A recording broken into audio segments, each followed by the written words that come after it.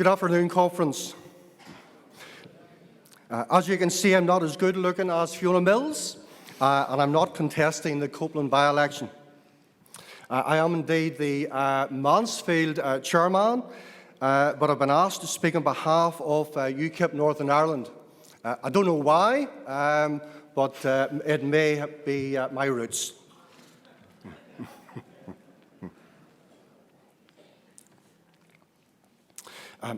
It's high time for our government to look at new arrangements for the governance of Northern Ireland. It's not simply a question of giving out some of Stormont's powers to local councils as an interim measure. It goes well beyond that. Two things are clear.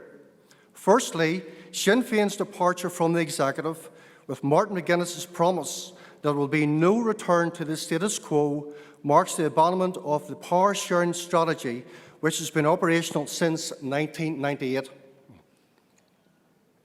And secondly, it is quite clear that the 3 weeks allocated for negotiations to form an executive after these pointless elections will fail.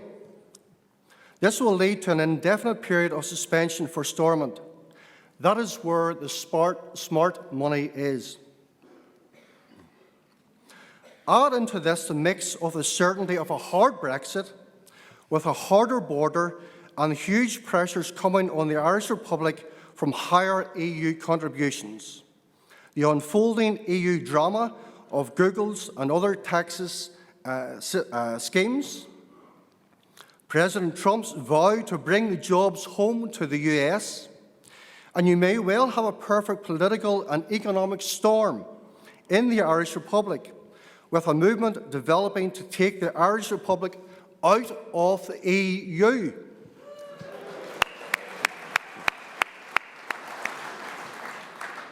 We may even see some sort of arrangement where they are cooperating and working with the United Kingdom. We already have the British-Irish Council, which was set up with the peace agreement. So it is mutually beneficial for the Republic of Ireland and the United Kingdom to establish a good relationship.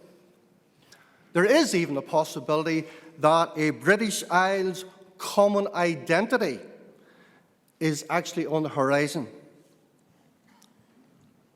This will be no temporary blip.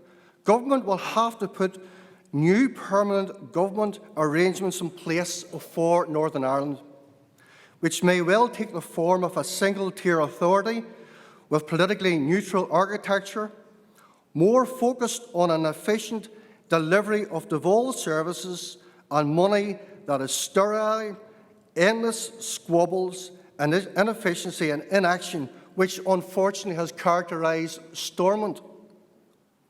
Now, there may well be variations on this. For example, one proposal may well be a Greater Belfast Metropolitan Authority with a directly elected mayor. It is time for people to smell the coffee and work for new structures which can deliver better governance in Northern Ireland. The model of devolution should be, as it should be in all forms of politics, it should be people-centred and delivery-focused, rather than the pretend parliament that Stormont has become, filled with hot air and self-importance. Now, UKIP is actually standing one candidate in the Northern Ireland Assembly election on March the 2nd. And it is to offer the voters in our highest polling constituency, which is East Antrim, an opportunity to identify with national political party, which had given the UK back its freedom under Brexit. How many times can we say this? We are yet again at a crossroads.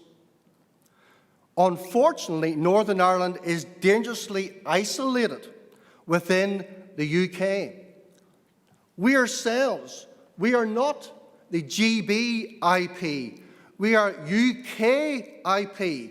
Northern Ireland is an integral part of the United Kingdom.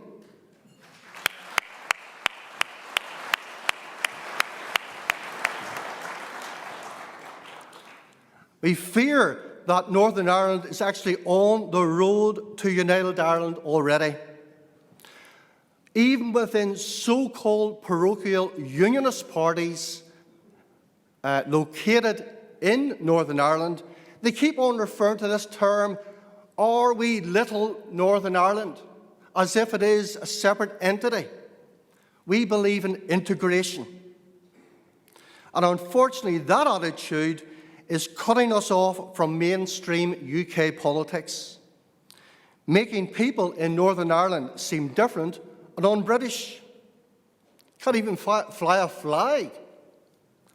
But our living standards really depend on UK politics. So we are saying to the people in East Antrim, vote for UKIP, be part of a UK-wide party, a party of Brexit, a party that gave us the referendum. And let's not forget, we won. We won the referendum. Stephen, you need to wrap it up now. And don't forget, the majority of people which made the decision between Leave and Remain was actually the people who voted Leave in Scotland and Northern Ireland. That made the difference. We believe that we should have a party in Northern Ireland represented, the party that brought back our British freedom. Thank you very much.